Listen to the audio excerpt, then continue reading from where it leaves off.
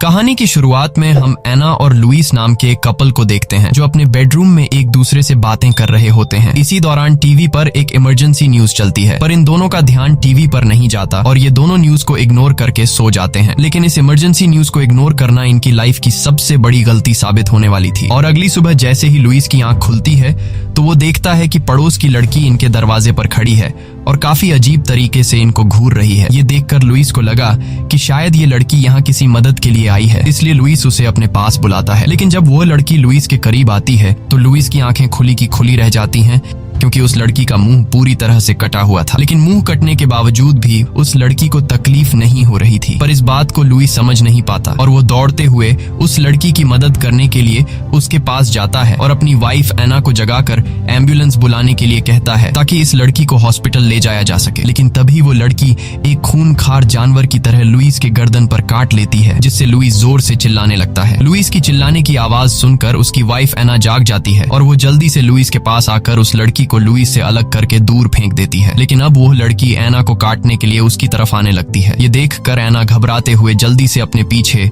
Room का दरवाजा बंद कर देती है। अब यहाँ एना जल्दी से एक कपड़ा उठाकर अपने हस्बैंड की गर्दन से निकलते हुए खून को रोकने की कोशिश करती है, लेकिन उस लड़की ने लुइस को इतने बुरी तरह से काटा था कि खून रुकने का नाम ही नहीं ले रहा था। इसीलिए एना एम्बुलेंस को कॉल करने लगती है। लेकिन जैसे ही एना पीछे मुड़ती है तो वो देखती है कि उसका हस्बैंड जो कुछ देर पहले दर्द से तड़प रहा था वो अभी बिल्कुल ठीक ठाक नॉर्मल हालत में खड़ा है, जैसे उसे कुछ हुआ ही नहीं हो। अब इससे पहले कि एना कुछ समझ पाती तभी लुइस एना पर हमला कर देता है और एना को काटने की कोशिश करता है। लेकिन एना जैसे तैसे करके खुद को छुड़ाकर बाथरूम में चली जाती है और बाथरूम का दरवाजा लॉक कर देती है। लेकिन तभी लुइस बाथरूम का दरवाजा तोड़कर अंदर आने की कोशिश करता है। यह देखकर एना घबराते हुए जल्दी से बाथरूम की खिड़की खोलकर बाहर निकलने ही वाली होती है कि तभी लुइस एना को पैर से पकड़ लेता है। अब यहाँ एना खुद को बचाने के लिए लुइस को लात मारकर खुद को छुड़ाकर घर से बाहर आ जाती है और जल्दी से अपनी कार के पास पहुंचती है। लेकिन तभी उसकी नजर अपने पड़ोसी पर पड़ती है जो बंदूक लेकर लोगों पर गोलियां चला रहा होता है। यहाँ एना को कुछ समझ नहीं आ रहा होता कि आखिर यह सब क्या चल रहा है, इसीलिए एना अपने पड़ोसी से पूछती है कि यह सब हो क्या रहा है। तभी वो आदमी उसके ऊपर बंदूक तान कर चिल्लाते हुए कहता है, मुझसे दूर रहो नहीं तो मैं तुम्हें मार दूंगा। दरअसल वो आदमी एना के बॉडी पर खून के निशान देखकर समझ जाता है कि एना भी इन्फेक्टेड हो चुकी है। अब वो आदमी जैसे ही एना को मारने के लिए आगे बढ़ता है तभी अचानक पीछे से एक एम्बुलेंस तेज रफ्तार में आकर उस आदमी को जोरदार टक्कर मारकर चला जाता है, जिससे उस आदमी की वहीं पर मौत हो जाती है। ये देखकर एना बहुत ज्यादा घबरा जाती है और जब वो अपने चारों तरफ नजर घुमाती है तो वो देखती है कि हर तरफ लोगों में हलचल मची हुई है। लोग खुद को बचाने के लिए एक सेफ जगह की तलाश में यहाँ वहाँ भाग रहे हैं और पूरा इलाका आग की लपटों में जल रहा है। अब इससे पहले कि एना यहाँ से निकल पाती तभी लुइस घर से बाहर निकल आता है और एना को मारने के लिए उसकी तरफ दौड़ता है। तब एना खुद को बचाने के लिए जल्दी से कार में बैठ जाती है और कार को स्टार्ट करके यहाँ से निकलने लगती है। लेकिन तभी एना का हस्बैंड लुइस कार के ऊपर जंप कर देता है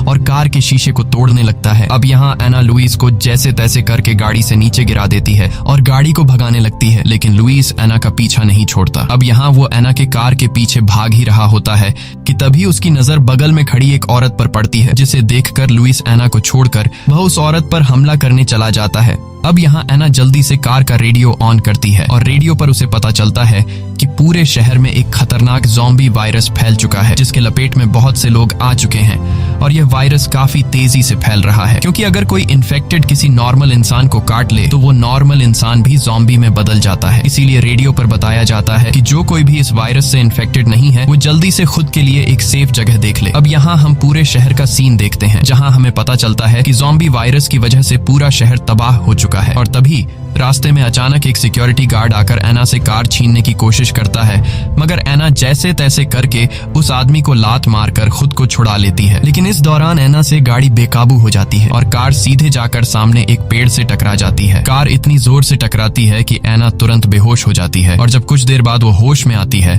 तो वो कार से बाहर निकलती है। लेकिन तभी एक पुलिस ऑफिसर उसके ऊपर बंदूक तान देता है और एना से कुछ बोलने को कहता है ताकि उसे पता चल सके कि एना ज़ॉम्बी है या नॉर्मल इंसान। तब एना कहती है, प्लीज मुझे मत मारो। ये सुनकर पुलिस ऑफिसर समझ जाता है कि एना इन्फेक्टेड नहीं है, क्योंकि ज़ॉम्बीज बोल नहीं सकते थे। अब एना भी समझ जाती है कि उसकी जान एक पुलिस ऑफिसर के साथ सेफ रहेगी, इसलिए एना उस पुलिस ऑफिसर से मदद मांगती है। तब वो पुलिस ऑफिसर एना की मदद के लिए राजी हो जाता है और वो एना से कहता है कि मेरे पीछे आती रहो। कुछ दूर आगे जाने के बाद इन्हें 3 और लोग मिल जाते हैं और उनमें एक लॉरा नाम की एक लड़की भी थी जो 8 महीने की प्रेग्नेंट थी और इसके साथ उसका हस्बैंड भी था जिसका नाम एंड्रे है, साथ ही उनका तीसरा साथी जिसका नाम माइकल है। अब ये 5 लोगों की टीम एक सेफ जगह की तलाश में आगे बढ़ने लगते हैं और कुछ दूर आगे जाने के बाद इन्हें सामने एक बड़ा मॉल नजर आता है और ये लोग इस मॉल में रहने का फैसला कर लेते हैं क्योंकि यह मॉल एक सेफ जगह थी। साथ ही मॉल में खाने पीने की चीजों की कमी भी नहीं थी, इसीलिए जैसे ही ये लोग मॉल के दरवाजे तक पहुंचते हैं और मॉल का दरवाजा खोलने लगते हैं तब इन्हें पता चलता है कि दरवाजा अंदर से लॉक है और तभी कुछ दूरी पर एक ज़ॉम्बी इन लोगों को देख लेता है और वह ज़ॉम्बी इनकी तरफ तेजी से बढ़ने लगता है। अब ये लोग उस ज़ॉम्बी पर गोलियां भी चलाते हैं लेकिन उस ज़ॉम्बी पर गोलियों का कुछ असर ही नहीं हो रहा था और साथ ही गोली की आवाज सुनकर आसपास के और ज़ॉम्बी भी इनकी तरफ बढ़ने लगते हैं। अब दूसरा कोई रास्ता न मिलने पर वह पुलिस ऑफिसर जल्दी से दरवाजे के लॉक को गोली से शूट करके तोड़ देता है और ये लोग जल्दी से मॉल के अंदर आकर दरवाजा बंद कर देते हैं। अंदर आकर ये लोग पूरी तरह से अलर्ट होकर मॉल के हर एक कोने को चेक करते हैं कि कहीं यहाँ पर भी तो कोई ज़ॉम्बी नहीं है। लेकिन अच्छी बात ये थी कि मॉल के अंदर कोई भी ज़ॉम्बी नहीं होता, इसीलिए ये लोग कुछ देर बैठकर सुकून की सांस लेते हैं। लेकिन यहाँ माइकल कहता है कि हमें मॉल के हर एक दरवाजे को अच्छी तरह से देखना चाहिए कि कहीं कोई दरवाजा खुला न रह गया हो। माइकल की बात सभी को ठीक लगती है, जिसके बाद ये लोग फिर से मॉल का हर एक कोना चेक करते हैं और माइकल जब स्टोर रूम की तरफ जाता है तो उसे स्टोर रूम में से काफी अजीब सी आवाज सुनाई देती है, जिसे सुनकर माइकल चुपचाप स्टोर रूम का दरवाजा खोल लेता है और अंदर का नजारा देखकर उसके गले में सांसें अटक जाती हैं क्योंकि अंदर एक ज़ॉम्बी एक इंसान को खा रहा था और अब वह ज़ॉम्बी माइकल को भी देख लेता है, जिसके बाद वह ज़ॉम्बी माइकल को मारने के लिए उस पर हमला कर देता है। लेकिन माइकल खुद को बचाते हुए जल्दी से एक नुकीली लकड़ी का टुकड़ा उस ज़ॉम्बी के सिर में घोंप देता है। वहीं दूसरी तरफ माइकल की आवाजें पुलिस ऑफिसर भी सुन लेता है और अब जैसे ही ये लोग माइकल की तरफ जाने वाले होते हैं तभी वहां पर एक दूसरा ज़ॉम्बी आकर उस प्रेग्नेंट लड़की पर हमला कर देता है। पर यहाँ वह पुलिस ऑफिसर ज़ॉम्बी को पकड़ लेता है और ज़ॉम्बी को मारने की कोशिश करता है, लेकिन ऑफिसर ज़ॉम्बी के सामने कमजोर पड़ रहा था। तब यहाँ एना हिम्मत करके ऑफिसर का बंदूक उठाकर उस ज़ॉम्बी को शूट कर लेती है। अब सभी लोग जल्दी से यहाँ से भागने लगते हैं और लिफ्ट में पहुंचकर ऊपर वाले फ्लोर पर जाने लगते हैं। लेकिन जैसे ही ये लोग दूसरे फ्लोर पर लिफ्ट का दरवाजा खोलते हैं तो इनके सामने 3 सिक्योरिटी गार्ड इन पर बंदूक तान कर खड़े होते हैं और यहाँ हमें पता चलता है कि इन 3 सिक्योरिटी गार्ड्स ने इस मॉल पर अपना कब्जा किया हुआ है। यहाँ इन गार्ड्स का लीडर जिसका नाम सीजे है वह इन लोगों से कहता है कि तुम लोग यहाँ से चले जाओ क्योंकि तुम लोगों की वजह से हम लोग भी खतरे में पड़ सकते हैं। तब यहाँ माइकल सीजे को समझाने की कोशिश करता है और उसे बताता है कि नीचे पूरा मॉल ज़ॉम्बीज से भरा पड़ा है और अगर हम नीचे गए तो हम मारे जाएंगे। लेकिन सीजे को इस बात से कोई फर्क नहीं पड़ता और वह इन लोगों को दूसरे फ्लोर पर आने से साफ साफ मना कर देता है। तब यहाँ एंड्रे सीजे से रिक्वेस्ट करते हुए कहता है कि प्लीज हमारी मदद करो क्योंकि मेरी पत्नी प्रेग्नेंट है और अगर वह बाहर रहेगी तो उसके साथ साथ मेरा आने वाला बच्चा भी मारा जाएगा। अब सभी के रिक्वेस्ट करने पर आखिरकार सीजे मान जाता है और इन लोगों को अंदर आने की इजाजत दे देता है, लेकिन एक शर्त पर, और वह शर्त ये होती है कि अंदर आने से पहले इन सभी लोगों को अपने हथियार इन्हें देने होंगे। अब दूसरा कोई रास्ता न होने पर ये लोग अपने हथियार सीजे को देकर दूसरे फ्लोर में आ जाते हैं। अंदर आकर ये लोग टीवी पर न्यूज देखते हैं जहां इन्हें पता चलता है कि पूरी कंट्री में ये ज़ॉम्बी वायरस फैल चुका है और ये वायरस एक इंसान से दूसरे इंसान को काफी तेजी से लग रहा है। साथ ही इन्हें पता चलता है कि इन ज़ॉम्बीज को मारने का सिर्फ एक ही तरीका है और वह तरीका यह है कि इन ज़ॉम्बीज को सिर्फ सिर में गोली मारने से इनकी मौत होती है। अब यहाँ इनके साथ जो प्रेग्नेंट लड़की होती है उस लड़की को कुछ अजीब सी फीलिंग आने लगती है, इसीलिए वह चुपचाप अपने हस्बैंड को बाथरूम की तरफ लेकर जाती है और वहां वह अपने हस्बैंड को अपने हाथ पर ज़ॉम्बी के काटने का निशान दिखाकर कहती है कि मुझे ज़ॉम्बी ने काट लिया है और अब मैं भी इन्फेक्टेड हो चुकी हूँ। ये सुनकर एंड्रे अपनी वाइफ को शांत करता है और उसे कहता है कि परेशान मत हो, तुम्हें कुछ भी नहीं होगा, लेकिन तुम इस ज़ॉम्बी के काटे हुए निशान के बारे में किसी को भी नहीं बताओगी। वहीं दूसरी तरफ सभी लोग काफी परेशान बैठे होते हैं क्योंकि ये लोग ज़ॉम्बीज के बीच फंस चुके हैं और अब इन लोगों को कैसे भी करके यहाँ से निकलना होगा। इसलिए सीजे पुलिस ऑफिसर को ऑर्डर देता है कि तुम लोग ऊपर छत पर जाकर एक बड़ा SOS का निशान बनाओ ताकि अगर ऊपर से कोई हेलीकॉप्टर गुजरे तो उसे पता चल सके कि यहाँ पर कुछ सर्वाइवर्स मौजूद हैं। और अब सीजे के ऑर्डर के मुताबिक ये लोग एक बड़ा सा SOS का निशान बना लेते हैं। यहाँ ये लोग देखते हैं कि आसपास के जितने भी ज़ॉम्बीज हैं वो सब मॉल की तरफ आ रहे हैं। ये देखकर ये लोग काफी ज्यादा डर जाते हैं और तभी इन्हें सड़क के पास वाले मार्केट से गोली चलने की आवाज आती है। अब सीजे जब दूरबीन से उस तरफ देखता है तो सामने गन शॉप के छत पर उसे एक आदमी दिखाई देता है और वो आदमी बोर्ड पर कुछ लिखकर उनको बताता है कि मेरा नाम एंडी है और मैं यहाँ पर अकेला बचा हुआ हूँ, इसलिए प्लीज मेरी मदद करो। और तभी वह आदमी आसमान की तरफ इशारा करने लगता है। अब जब ये लोग ऊपर आसमान की तरफ देखते हैं तो इन्हें एक हेलीकॉप्टर दिखाई देता है, जिसे देखकर ये सभी लोग काफी खुश हो जाते हैं क्योंकि इन्हें लगा कि हेलीकॉप्टर आकर हमें बचा लेगा। इसलिए ये सभी लोग जोर से चिल्लाते हुए हेलीकॉप्टर की तरफ इशारे करने लगते हैं, लेकिन हेलीकॉप्टर इनसे काफी दूरी पर होने की वजह से इन्हें देख नहीं पाता और देखते ही देखते इनकी नजरों से दूर चला जाता है। यह देखकर सभी लोग काफी ज्यादा मायूस हो जाते हैं। अब रात होने वाली थी, इसलिए ये लोग वापस मॉल में आकर सो जाते हैं। और अगली सुबह सीजे का एक साथी जब सीसीटीवी रूम में स्क्रीन को देखता है तो उसे पता चलता है कि एक ट्रक ज़ॉम्बी से खुद को बचाते हुए मॉल की तरफ आ रहा है और ये बात वो लड़का सभी को बता देता है। अब सभी लोग ट्रक में मौजूद लोगों को बचाना चाहते थे, लेकिन सीजे इसके लिए तैयार नहीं होता और सीजे कहता है कि हमें नहीं पता कि ट्रक में बैठे लोग नॉर्मल इंसान हैं या फिर इन्फेक्टेड। अगर इनमें से कोई एक बंदा भी इन्फेक्टेड हुआ तो हम सबकी जान जा सकती है, इसलिए मैं ये रिस्क नहीं ले सकता। तब बाकी लोग सीजे की बात नहीं मानते और ट्रक में मौजूद लोगों को बचाने का फैसला कर लेते हैं। ये सुनकर सीजे गुस्सा हो जाता है और सभी लोगों पर बंदूक तान कर कहता है कि अगर किसी ने भी ट्रक में मौजूद लोगों की मदद की तो मैं उसे मार दूंगा। यहाँ सीजे का अपना ही एक साथी सीजे के फैसले से खुश नहीं होता और वह सीजे से कहता है कि हमें ट्रक में मौजूद लोगों की जान बचानी चाहिए। तब सीजे उस पर भी बंदूक तान देता है और कहता है कि मारने की शुरुआत मैं तुमसे ही करूंगा। अब जब इन दोनों की आपस में बहस चल रही होती है तभी मौका देखकर माइकल बर्ड से गन छीन लेता है और इसी वक्त ऑफिसर भी सीजे को पकड़कर उससे गन ले लेता है। अब यहाँ ये लोग सीजे और बर्ड को पकड़कर एक रूम में बंद कर देते हैं। इसके बाद ये सभी लोग ट्रक में मौजूद लोगों को बचाने का प्लान बनाते हैं और माइकल कहता है कि मैं और एंड्रे नीचे जाकर ज़ॉम्बी का ध्यान भटकाएंगे, तब तुम लोग मौके का फायदा उठाकर ट्रक में मौजूद लोगों को मॉल के अंदर ले आना। इसके बाद माइकल और एंड्रे नीचे बेसमेंट में चले जाते हैं और ऊपर छत पर एना और लॉरा ट्रक को इशारा करके अपनी तरफ बुलाते हैं। अब ट्रक का ड्राइवर गाड़ी को रिवर्स करके कई सारे ज़ॉम्बीज़ को गाड़ी के नीचे कुचलकर ट्रक को मॉल के दरवाजे के पास खड़ा कर देता है और यहाँ माइकल और एंड्रे ज़ॉम्बीज़ पर गोलियां चलाते हुए ट्रक में मौजूद सभी लोगों को मॉल के अंदर लाने में कामयाब हो जाते हैं। लेकिन यहाँ इन्हें पता चलता है कि ट्रक में आई एक औरत बहुत ज्यादा बीमार है। तब एना उस औरत को देखकर कहती है कि मैं शायद इस औरत को ठीक कर सकती हूँ क्योंकि मैं पेशे से एक नर्स हूँ। अब एना उस औरत को एक रूम में ले आकर उसका चेकअप करने लगती है, लेकिन उस औरत की हालत और ज्यादा खराब होने लगती है और कुछ देर बाद वह औरत मर जाती है। तब एना वहां पर मौजूद गार्ड से कहती है कि इस औरत की डेड बॉडी को बाहर फेंक दो, लेकिन तभी अचानक वह मरी हुई औरत उठकर बैठ जाती है और ज़ॉम्बी में बदलकर एना पर हमला करने के लिए दौड़ती है। लेकिन एना जल्दी से एक लोहे का रॉड उठाकर उस औरत की आंख में घोंप देता है, जिससे वह औरत वहीं पर मारी जाती है। इसके बाद एना एक दूसरे सर्वाइवर के पास जाती है और उसका चेकअप करने के बाद एना को पता चलता है कि यह सर्वाइवर भी ज़ॉम्बी के काटने की वजह से इन्फेक्टेड हो चुका है। अब एना वापस अपने दोस्तों के पास आती है और उनसे कहती है कि जिस किसी को भी ज़ॉम्बीज़ ने काटा है वह जल्दी ही ज़ॉम्बीज़ में बदल जाएंगे। ये सुनकर एंड्रे पूरी तरह से टूट जाता है क्योंकि उसकी वाइफ को भी ज़ॉम्बी ने काटा है, लेकिन अभी भी एंड्रे किसी को सच्चाई नहीं बताता और यहाँ एना ग्रुप के सभी लोगों को बताती है कि नए आने वाले सर्वाइवर में से एक और आदमी भी इन्फेक्टेड है और अब वह जल्द ही ज़ॉम्बी में बदलने वाला है। ये सुनकर माइकल कहता है कि हमें जल्द ही उस आदमी को मारना होगा, नहीं तो वह आदमी हमारे लिए खतरा बन सकता है। जिसके बाद ये सभी लोग उस आदमी के पास पहुंचते हैं, लेकिन यहाँ उस बूढ़े आदमी की बेटी को पता चल जाता है कि ये लोग मेरे फादर को मारने के लिए आए हैं, इसलिए वह सभी लोगों के सामने रोने लगती है और कहती है कि प्लीज मेरे फादर को मत मारो क्योंकि इनके अलावा मेरा इस दुनिया में कोई नहीं बचा है। लेकिन माइकल कहता है कि अगर हमने तुम्हारे पिता को जिंदा छोड़ा तो यह हम सब के लिए खतरा बन सकता है। यह सुनकर वह बूढ़ा आदमी भी समझ जाता है कि माइकल ठीक कह रहा है, इसलिए वह अपनी बेटी को गले लगाकर समझाता है कि अगर मुझे जिंदा छोड़ा गया तो तुम सबकी जान जा सकती है। यह सुनकर वह लड़की रोते हुए अपनी पिता से दूर चली जाती है ताकि वह अपनी आंखों के सामने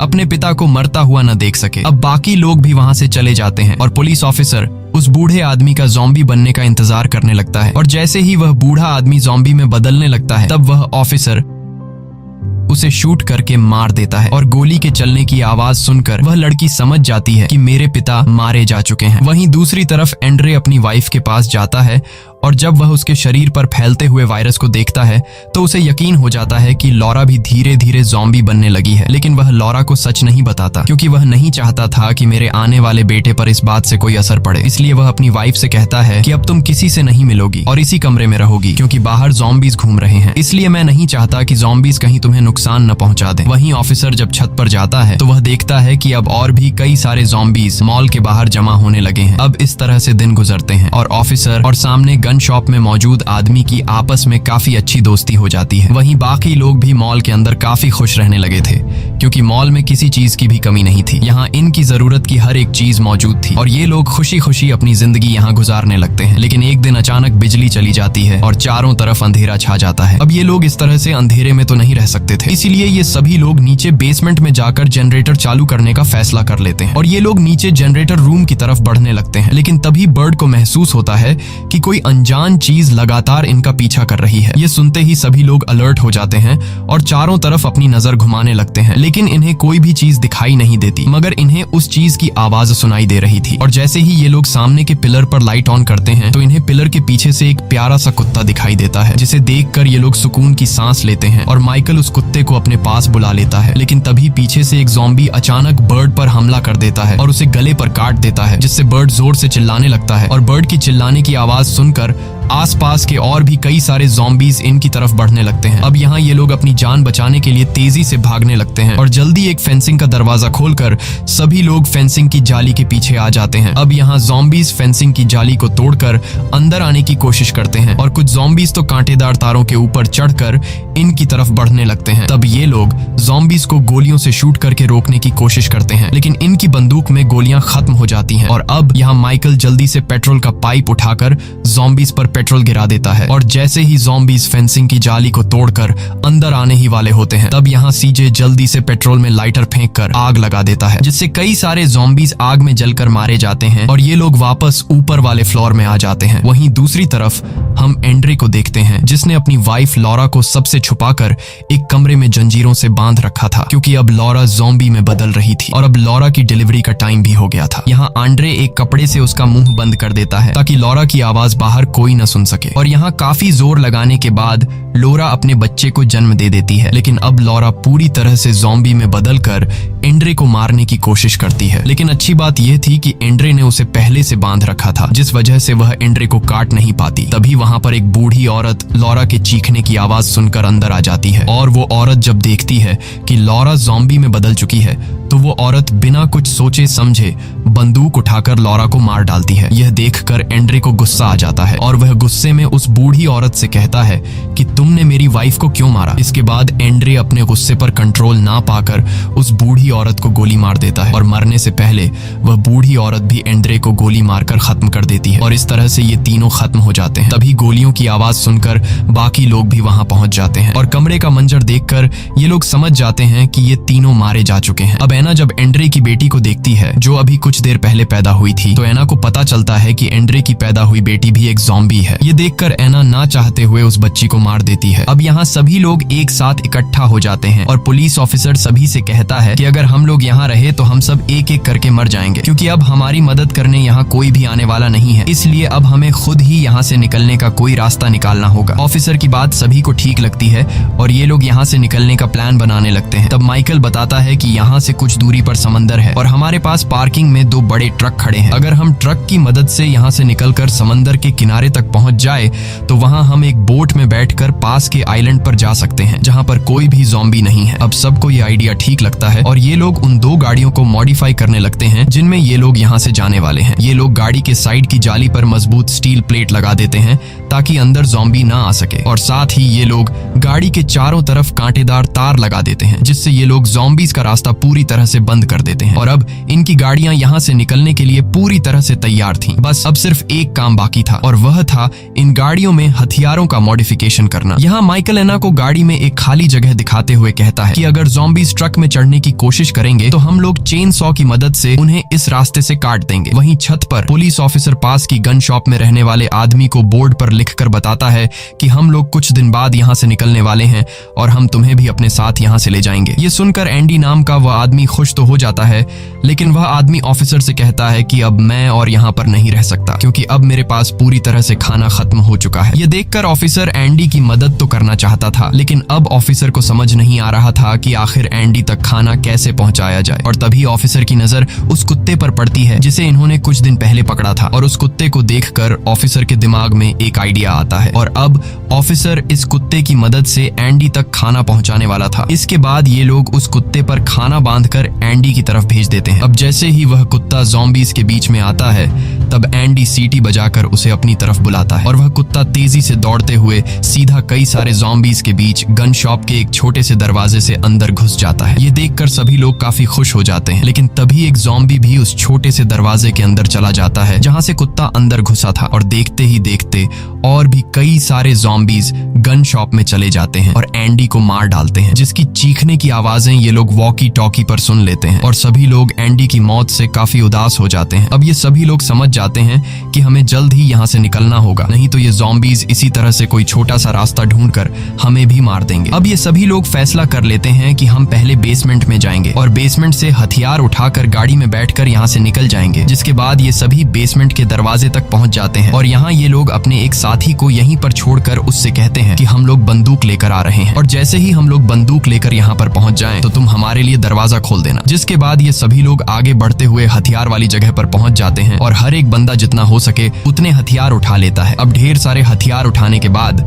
जब ये लोग वापस आ रहे होते हैं, तब इनके पीछे ज़ॉम्बीज पड़ जाते हैं और अब उन ज़ॉम्बीज से खुद को बचाने के लिए ये लोग दौड़ने लगते हैं और दौड़ते दौड़ते ये लोग बेसमेंट के दरवाजे तक पहुंच जाते हैं। अब यहाँ ये लोग अपने साथी को जल्दी से दरवाजा खोलने के लिए कहते हैं, लेकिन यहाँ इनका साथी पहले से भाग चुका होता है और अब ये लोग बुरी तरह से फंस चुके थे, क्योंकि अब इनके पीछे हजारों की तादाद में ज़ॉम्बीज आ रहे थे और यहाँ इन लोगों को अपनी मौत अपनी आंखों के सामने नजर आ रही थी। लेकिन तभी यहाँ एना आकर इनके लिए दरवाजा खोल देती है और इनकी जान बचा लेती है, जिसके बाद ये सभी जल्दी से अंदर आ जाते हैं। लेकिन दरवाजा दोबारा बंद करने से पहले ही ज़ॉम्बीज इन तक पहुंच जाते हैं और ये लोग बिना दरवाजा बंद किए ऊपर वाले फ्लोर पर जाने लगते हैं। तब हजारों की तादाद में ज़ॉम्बीज भी इनका पीछा कर रहे होते हैं और ये लोग दौड़ते हुए अपने बाकी साथियों के पास पहुंचकर उनसे कहते हैं कि हमें मॉडिफाई की गई गाड़ियों के पास पहुंचना होगा। जिसके बाद ये लोग लिफ्ट में आकर ग्राउंड फ्लोर पर चले जाते हैं और दौड़ते हुए मॉडिफाई गाड़ियों के पास पहुंच जाते हैं। जिसके बाद ये लोग जल्दी से गाड़ियों में बैठ जाते हैं, क्योंकि अब यहाँ रुकना मौत को बुलाने जैसा था और ये लोग जल्दी से गाड़ी स्टार्ट करके यहाँ से निकलने लगते हैं। लेकिन जैसे ही ये लोग मेन गेट से बाहर आते हैं तो बाहर का नजारा देखकर इनके गले में सांसें अटक जाती हैं, क्योंकि बाहर हजारों की तादाद में ज़ॉम्बीज खड़े थे। लेकिन ये लोग रुकते नहीं और आगे बढ़ते हैं, मगर ज़ॉम्बीज की तादाद ज्यादा होने की वजह से